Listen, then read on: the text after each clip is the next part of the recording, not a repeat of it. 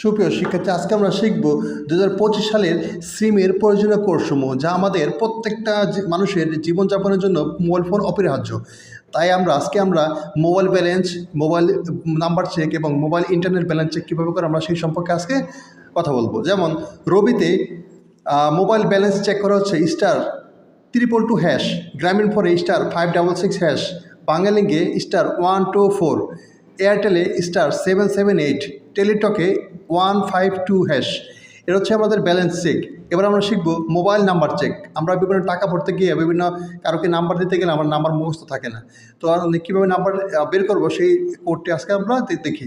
তো রবিতে *2# দিলেই নাম্বার চলে আসবে, গ্রামীণ ফোনে *2#, বাংলালিংকে *511#, এয়ারটেল *2#, তারপর টেলিটকে *5551#। তো এবার আমরা শিখব মোবাইল ইন্টারনেট ব্যালেন্স চেক। আমরা ইন্টারনেট ব্যবহার করি, আমরা জানি না কত এমবি আছে বা কত এমবি শেষ হয়েছে, ভরতে হবে কি না।